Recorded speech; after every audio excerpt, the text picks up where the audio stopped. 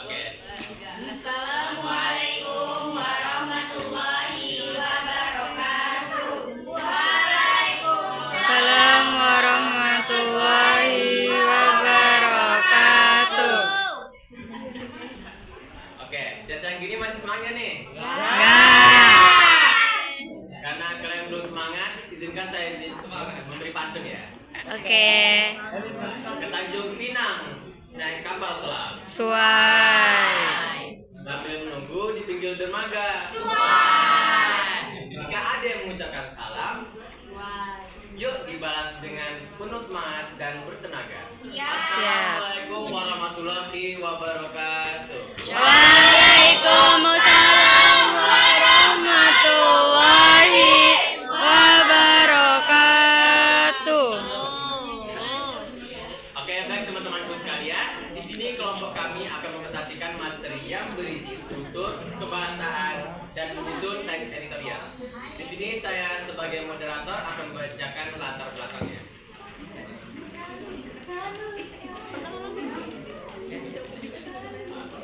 Sebelum itu, perkenalkan nama saya Rahmat Zeran sebagai moderator. Saya Siska Helena sebagai pemateri.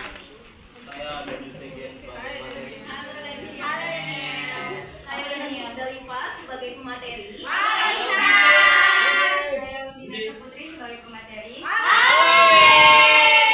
Saya Wira Resvira sebagai pemateri. Saya Faiza sebagai pemateri.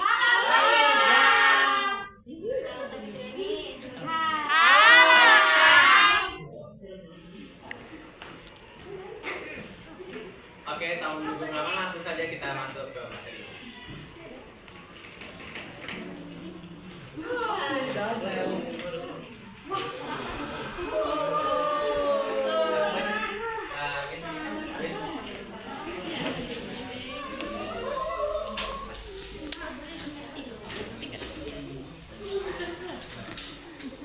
Oke, teman-teman, di sini saya akan membacakan latar belakangnya. Di mana teks editorial merupakan teks yang berisi opini ataupun pendapat, yang mana pembacanya akan ikut berpikir terhadap suatu isu yang dibahas dan akan ikut untuk memberikan pandangannya sendiri terhadap isu yang berkembang tersebut. Mengapa teks editorial sangat penting diajarkan?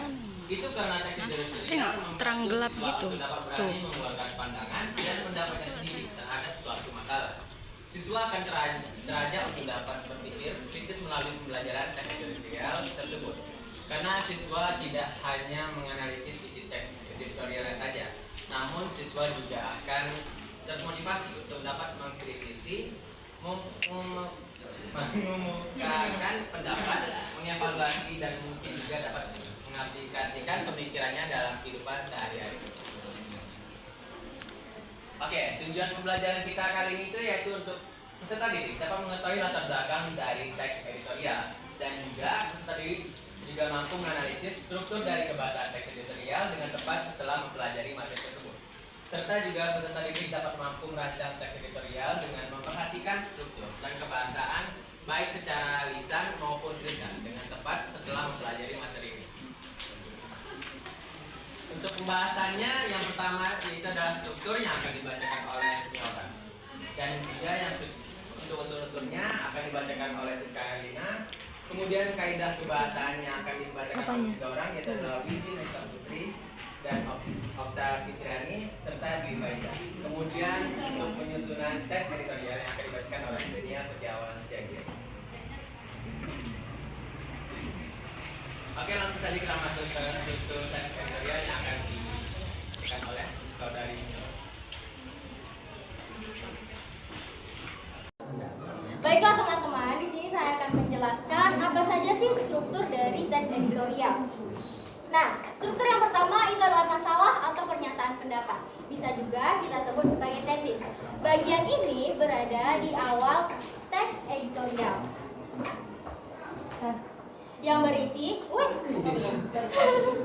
Yang berisi suatu pandangan penulis terhadap permasalahan yang diangkat.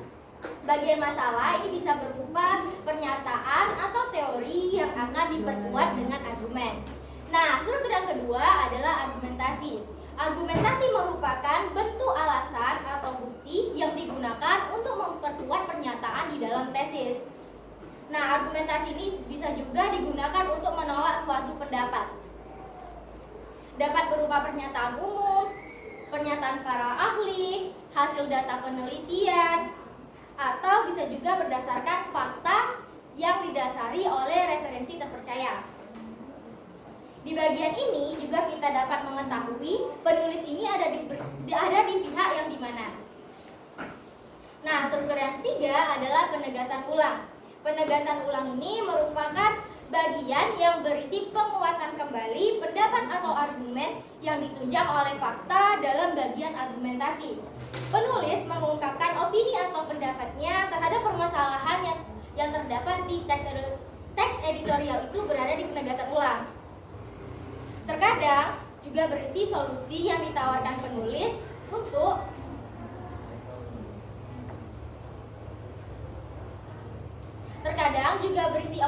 opini penulis terhadap permasalahan yang diangkat.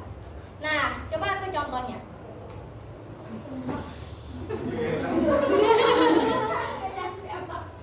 Jadi ini adalah contoh dari teks editorial. Bolehkah kalian aku suruh baca? Enggak. Nampak nggak? Zoom, bisa zoom. Kalau dibaca tanpa jajan Kak? Enggak. Oh, minta jajan. Aku Yang mana? Seorang terus pakai kacamata.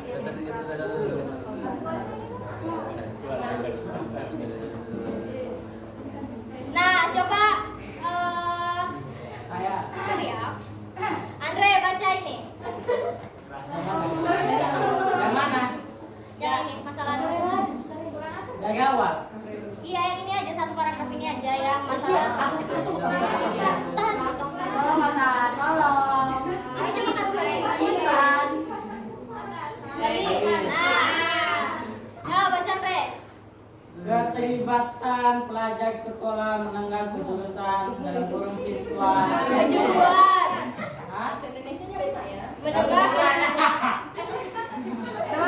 Siswa STM dalam aksi demonstrasi menuntut pembatalan sejumlah rancangan undang-undang menjadi perbincangan hangat publik, terutama di media sosial. Nyaris tidak ada yang menyangka pelajar yang berseragam putih abu-abu ini bisa terlibat aksi protes yang umumnya dilakukan oleh mahasiswa. Namun, itulah fakta yang terjadi sepanjang Rabu dalam kurun 259. Siang hingga malam di sekitar gedung DPR Senayan, Jakarta. Nah, karena dia berada di awal, itu merupakan bagian Masalah. tesis. Oke. Yeay. Ya. Ya. Itunya. Itu. Nah, lanjut ke argumen. Nih, kita mau baca argumen 1, 2, 3. 1, ada berapa argumennya? Nah, ada 3 atau 1 aja? 1. Oke. Argumen 1, coba Risa baca. Oke, nanti Naswa terakhir ya. Miris, demikian ungkapan sejumlah warganet merespon pemandangan di lokasi demo. Ada yang menyayangkan pelajar STM harus terlibat aksi protes di jalanan. Apalagi pelajar dinilai belum tentu memahami aspirasi yang sedang mereka perjuangkan. Sebagian lainnya mendukung fenomena ini karena menilai pelajar juga punya hak mengutarakan pendapat, termasuk di jalanan. Apalagi substansi sejumlah RUU yang diprotes bukan hal yang sulit untuk dipahami. Terlepas dari pro kontra soal substansi RUU tersebut, fenomena pelajar STM ikut aksi demo ini penting menjadi keprihatinan bersama. Lanjut. Coba gini dulu, argumentasi gua nggak ada dibaca? Waktu ya. Oke. Lanjut aja ke penegasan ulang. Siapa yang mau baca penegasan ulang? Oke, Naswa baca. Untuk itu penting bagi aparat kepolisian bekerja sama dengan Kementerian Komunikasi dan Informatika mengusut pihak yang bertanggung jawab atas keterlibatan pelajar dalam demo di depan gedung DPR tersebut, agar kejadian serupa tidak terjadi lagi pada masa datang. Pelajar tentu juga mempunyai hak yang sama untuk menyampaikan aspirasi, namun dalam usia yang masih belia, lebih tepat jika mereka fokus saja menimba ilmu di sekolah. Selain itu, peran orang tua dan guru juga sangat penting dalam melakukan pengawasan kepada anak. Sebisa mungkin anak selalu dalam pengawasan untuk menghindarkan anak dari hal-hal yang tidak semestinya, baik itu tawuran maupun bentuk kekerasan lainnya. Nah, kelihatan kan?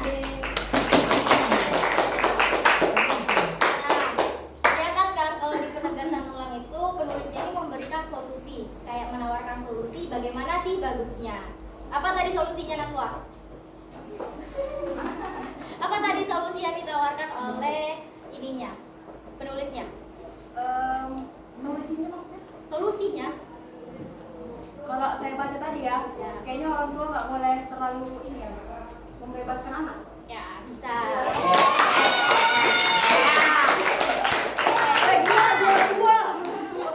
Sekian dari saya, terima kasih.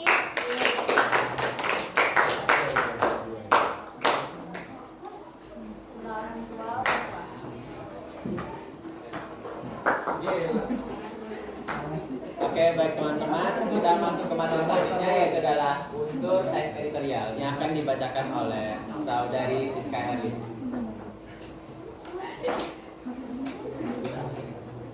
Baik teman-teman, di sini saya akan menjelaskan unsur-unsur teks editorial.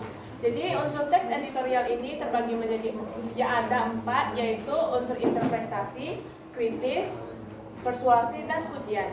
Jadi saya akan menjelaskan dari yang pertama, yaitu interpretasi. Jadi unsur interpretasi atau menjelaskan dan memberi latar belakang informasi sebuah isu atau suatu hal harus dimasukkan saat editor menjelaskan cara surat kabar dalam meliput subjek kontroversial atau sensitif. Yang kedua yaitu kritis. Kritis itu juga termasuk sebagai salah satu bentuk opini. Jadi editor harus kritis terhadap tindakan, keputusan, atau situasi yang terjadi. Selain itu, editor harus memberi solusi terhadap masalah yang diidentifikasi. Tujuannya agar pembaca melihat permasalahannya bukan semata-mata solusi. Selanjutnya yaitu persuasi. Persuasi itu adalah mendorong pembaca untuk melakukan tindakan tertentu. Teks editorial ditujukan untuk melihat solusi bukan masalah. Dari paragraf pertama, pembaca akan mendukung tindakan positif. Pengesahan politis merupakan contoh baik dari persuasi editorial. Yang terakhir yaitu pujian. Teks editorial harus berisi pujian atau apresiasi terhadap orang atau organisasi untuk sesuatu yang baik. Sekian dari saya, terima kasih.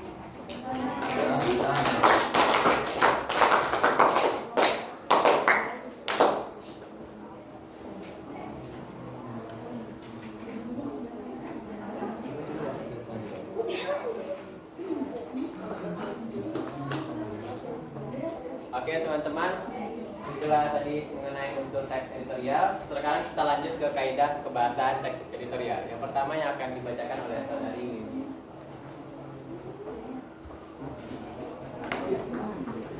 Kaidah kebahasan teks editorial ada 4, yaitu yang pertama menggunakan kalimat retoris, yang kedua menggunakan kata-kata populer, yang ketiga menggunakan kata ganti petunjuk, dan yang keempat menggunakan konjugasi kausalitas. Nah, saya akan menjelaskan kaidah kebahasaan yang pertama.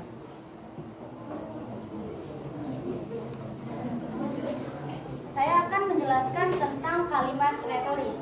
Kalimat retoris atau majas retoris merupakan gaya bahasa yang berbentuk kalimat pertanyaan yang tidak memerlukan jawaban, karena jawaban dan maksud dari si penanya sudah terdapat dari pertanyaan tersebut. Kalimat retoris mempunyai 3 ciri-ciri. Yang pertama yaitu berbentuk pertanyaan dan tidak memerlukan jawaban. Yang kedua, terkadang menggunakan kata tanya seperti apa, di mana, siapa, bagaimana, dan lain-lain. Yang ketiga, baik yang baik si penanya ataupun yang ditanya sudah mengetahui jawabannya. Nah, kita masuk ke contoh. Yang pertama contohnya, apakah kita hanya duduk terdiam menunggu bantuan tiba? Contoh kalimat retoris yang pertama itu memakai ciri-ciri yang kedua, yaitu menggunakan kata tanya. Apa? Nah, kalau contoh yang kedua ini tidak menggunakan kata tanya. Sudah malam seperti ini, kamu baru saja pulang. Itu saja yang dapat saya jelaskan. Terima kasih.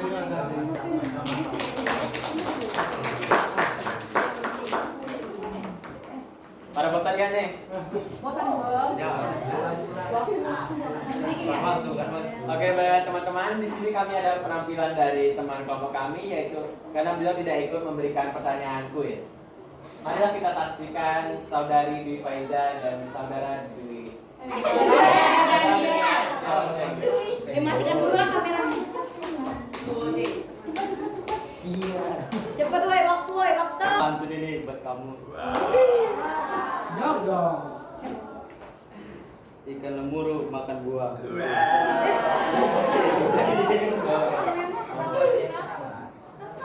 Ikan hiu mulanya nyower. Single I love you.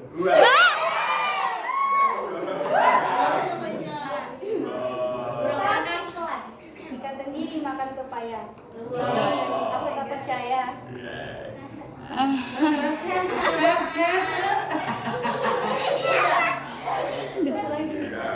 Ini aku ada juga pantun satu lagi.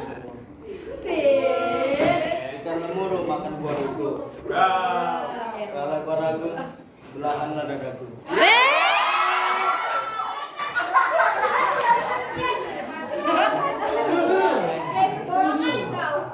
Ikan keramu digoreng mama. Di dadamu ada banyak nama. Udah. Terima kasih.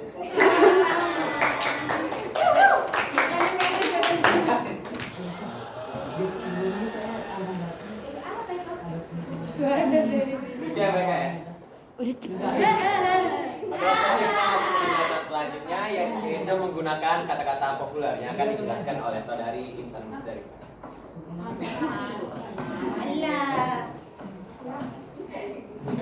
Ayo mati lampu. Itunya tuh.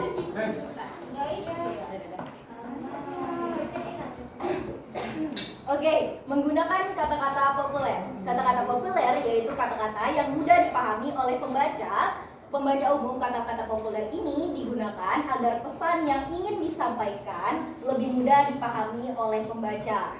Penggunaan kata-kata populer mencakup beberapa hal. Yang pertama, bahasa yang mudah dipahami. Bahasa yang mudah dipahami itu maksudnya adalah merupakan kata-kata umum yang dapat mudah dipahami oleh pembaca.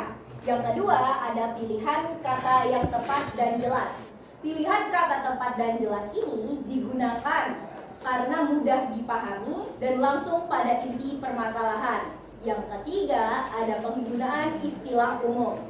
Dalam kata-kata populer yang dapat dipahami oleh halayak luas tanpa penjelasan lebih lanjut. Jadi maksudnya itu tuh adalah penggunaan istilah umum. Jadi istilahnya nih sudah umum digunakan oleh halayak ramai. Jadi lebih dapat dipahami oleh pembacanya.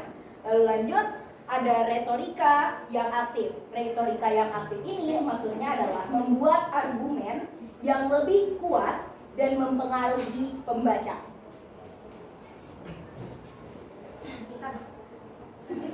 Itu retorika yang aktif atau efektif? Efektif. Jadi kau bilangnya Oh iya, maaf. kasih Pak. Ya. Enggak, ini apa sih?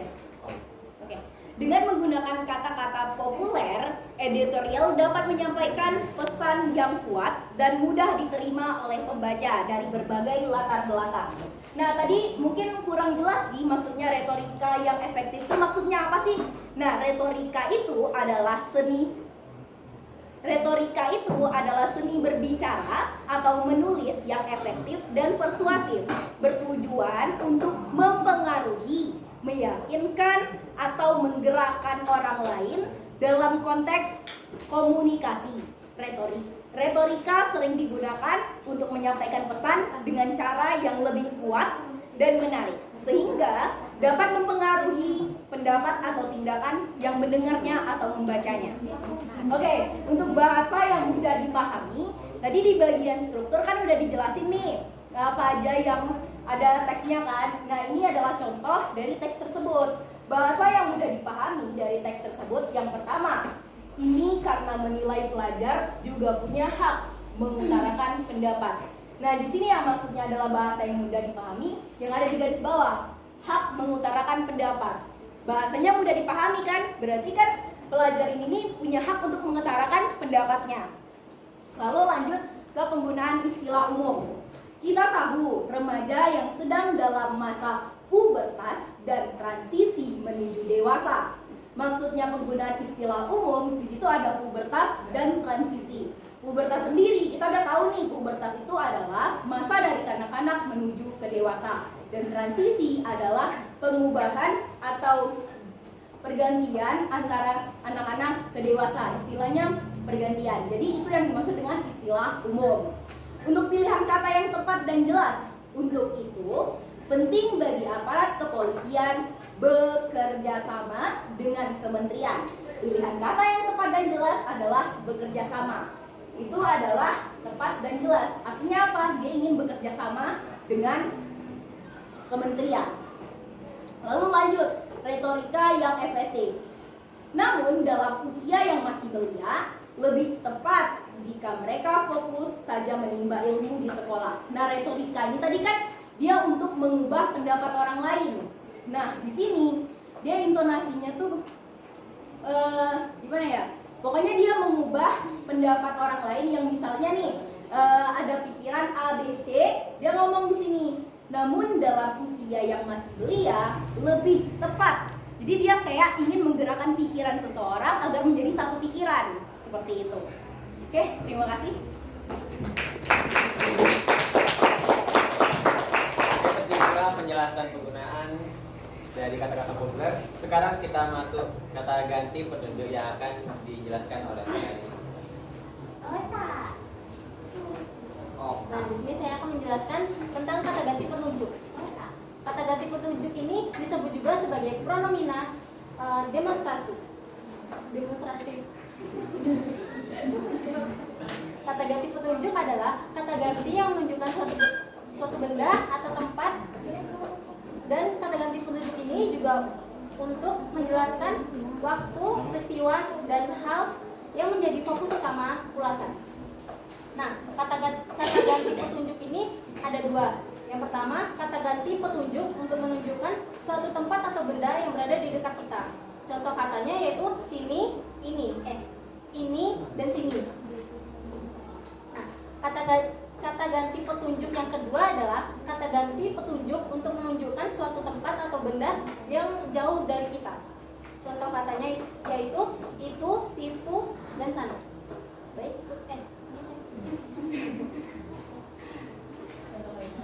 ya, contoh kalimatnya yaitu nyaris tidak ada menyangka pelajar yang berseragam putih abu-abu ini bisa terlibat aksi protes untuk yang umumnya dilakukan oleh mahasiswa. Nah, contoh katanya itu yang ini itu menunjukkan kata benda atau tempat yang dekat. Yang kedua, namun itulah fakta yang menjadi sepanjang Rabu tanggal 25 bulan 9 siang hingga malam di sekitar gedung DPR Senayan, Jakarta. Nah, itulah itu menunjukkan menunjukkan tempat atau benda yang jauh di sekitar kita. Nah, yang ketiga ini sama kayak yang kedua. Oke,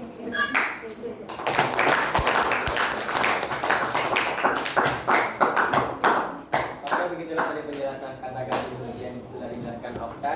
Sekarang kita masuk ke konjungsi kuat kausalitas yang akan dijelaskan oleh Saudari Dwi Ismail.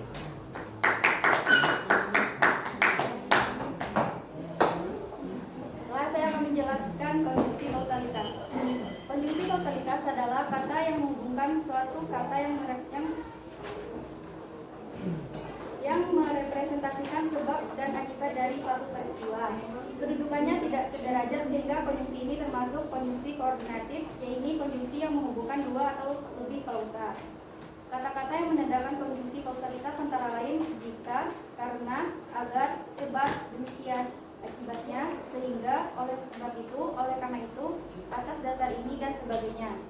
Contoh, sebagian lainnya mendukung fenomena ini karena menilai pelajar juga punya hak mengutarakan pendapat termasuk di jalanan. Nah, kata menghubung itu karena. Kedua, akibatnya, puluhan pelajar digelandang ke Polda Metro Jaya. Contoh yang ketiga, namun dalam usia yang masih belia, lebih tepat jika mereka fokus menimba ilmu di sekolah. Sekian.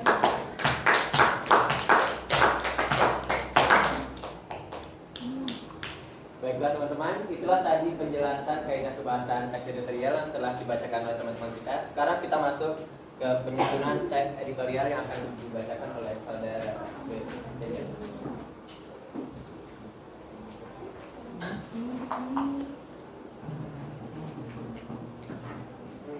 Baik, kita langsung masuk aja ke penyusunan teks editorial. Sebelum itu, nanti saya akan menjelaskan yaitu pengertian teks editorial, fungsi teks, dan struktur teks editorial. Baik, langsung masuk aja ke materinya. Teks editorial adalah teks yang ditulis oleh redaksi media dan merupakan pandangan dan sikap resmi suatu media terhadap peristiwa yang aktual, fenomenal, dan kontroversial. Teks editorial juga dikenal sebagai tanjung bencana, dan teks editorial terdapat pada rubrik opini. Baik, langsung saja ke masuk materi, yaitu fungsi teks editorial. Fungsi dari teks editorial adalah untuk menanggapi suatu isu yang sedang beredar, memberikan saran, dan melatih pembaca supaya berpikir kritis.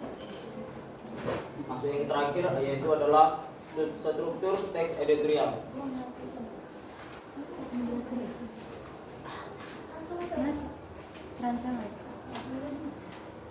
Baik, langsung saja mengambil ke contoh, yaitu mengambil topik atau masalah penting.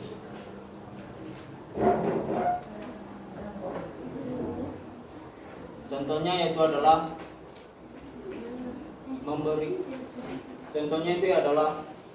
memberikan solusi yang relatif terhadap masalah di luar pengetahuan umum. Yang kedua, mengumpulkan informasi dan fakta, yaitu adalah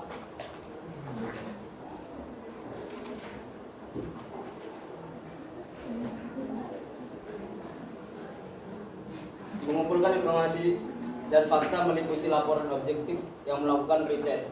Baru yang ketiga, menganalisis masalah. Menganalisis masalah yaitu yang telah diangkat. Yang keempat yaitu memberi solusi. Memberikan solusi yang relatif terhadap masalah di luar pengetahuan umum. Yang terakhir yaitu menulis 500 kata. Kata dengan menggunakan kata kerja dan tidak menggunakan kata ganti saya. Terima kasih. Maaf. Terakhir adalah penyuntingan teks editorial.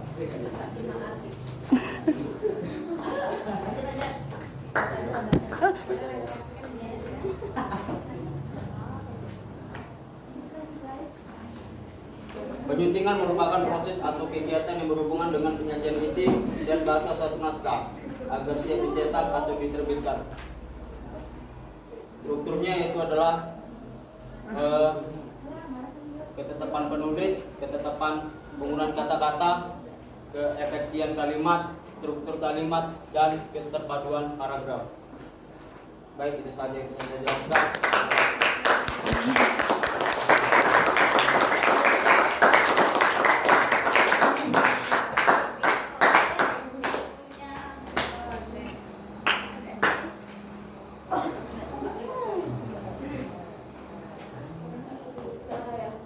Ini udah duduk berkelompok semua kan? Sudah. Oke, kita masuk lagi ke IQuiz. Kami tidak menyediakan icebreaker selain penampilan tadi. Ada 3 tim? Ya. Satu, dua, tiga berarti. Oh my god. Oke, di kuis ini silakan untuk kakak-kakak panitianya untuk melihat yang mana duluan apa? Angkat tangan untuk per kelompoknya. Pilih nomor berapa? Empat. Ini individu ya. Cepet-cepetan jawab ya. Angkat tangan. Nomor Ini yang jawab semua. plus 5 poin, minus 5 poin. 15 ya. Tim 2. 9. Dapatlah saya. Apa yang dimaksud dengan tes? Salah, silakan.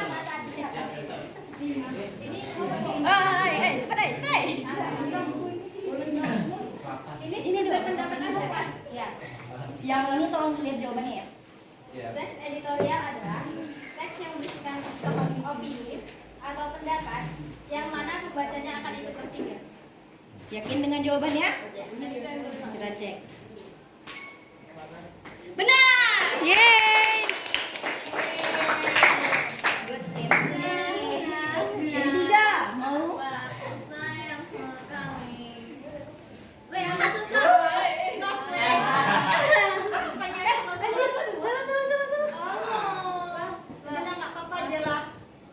Ini teh Adia ini plus tim poin mau ngurangin tim 1 sama tim 2. Udah tim 2. Ya udah ada pas benar kan? Ngambil ini lulus poin ngambil poin. Apaan? Apa tuh panjang. Teks editorial ditunjuk untuk melihat solusi bukan masalah. Dari paragraf pertama membaca akan mendukung. Paragrafnya mana? Apa ini? Ada tadi. Ada ini, tapi jangan dikasih tahu. Iya, ada tadi. Pokoknya kami menjelaskan bagian yang semua kami tanyakan di sini. Soalnya gimana sih? Kalau nggak bisa jawab boleh dilempar. Saya. Oke, persuasi editorial. Persuasi editorial. Yakin? Yakin.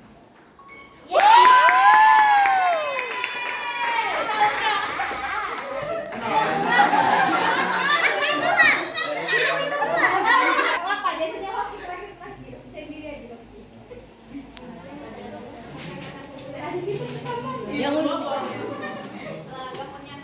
Silakan Elsa. Kata-kata yang mudah dipahami. Dia mencakup bahasa yang mudah dipahami, pilihan kata yang tepat dan jelas, penggunaan istilah umum dan retorika yang efektif. Yakin? Oke, good. Benar.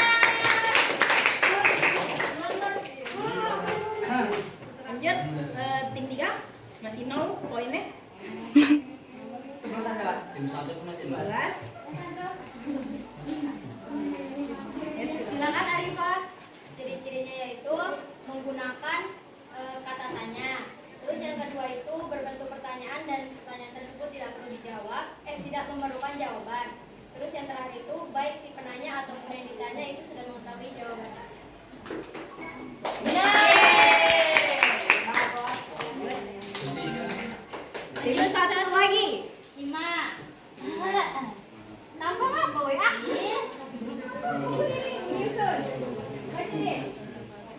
Ini jawabannya nggak ada. Kan nggak boleh lihat buku. Nggak boleh lihat buku. Baca dulu soalnya kak. Sebutkan. mau dilempar poin.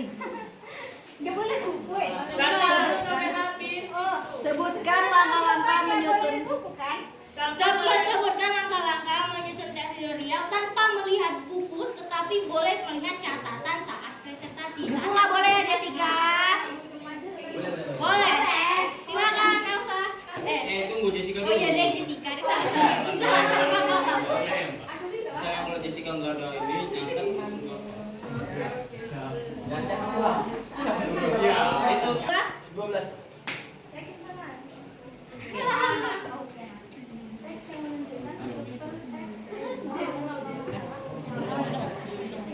Teks yang menunjukkan struktur teks editorial berupa masalah atau pernyataan pendapat tesis adalah. Silakan Andy. Argumentasi yakin? Yakin. Kita cek bersama.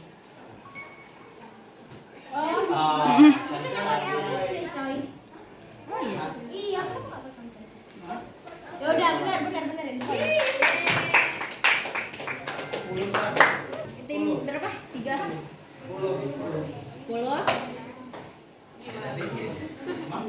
Satu aja. Boleh coba nggak? Boleh. Amel. Karena Ini ada jawabannya.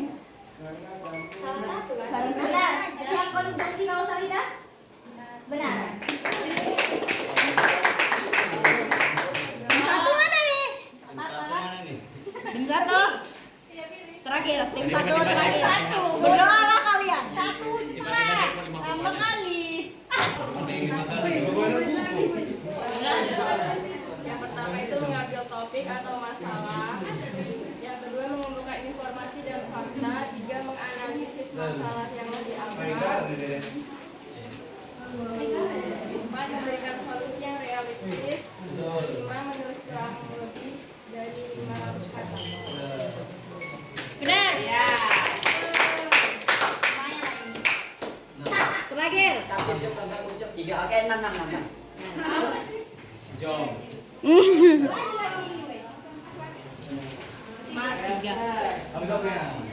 Masalah atau pernyataan pendapat, argumentasi dan penegasan ulang. Yakin? Nah. Ini pilihan terakhir. Ini tadi ada kelas poin. Dari sini ntar apa yang buat?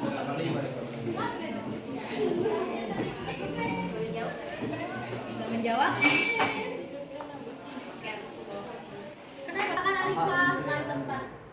Nah, itu oke, belum. Menunjukkan tempat. Misalkan kayak di sini nih tempatnya, berarti kata gantinya ini atau sini. Kalau misalkan tempatnya jauh, itu kata gantinya itu atau enggak situ atau enggak sana. Yakin? Yakin? Yeay, benar. Menunjukkan ada orang yang bilang. Betul.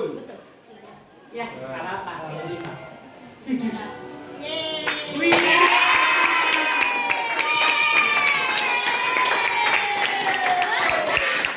Selamat pada tim dua. Tapi nggak dapat enggak.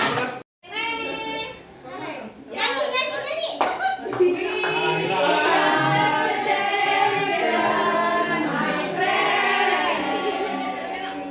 Thank you. Terima kasih telah berpartisipasi semuanya. Oke, friend. Makasih. Yeay. Sekianlah presentation kami hari ini. Tanya tiga. Oke, langsung saja kami akhiri. Assalamualaikum warahmatullahi wabarakatuh. Waalaikumsalam.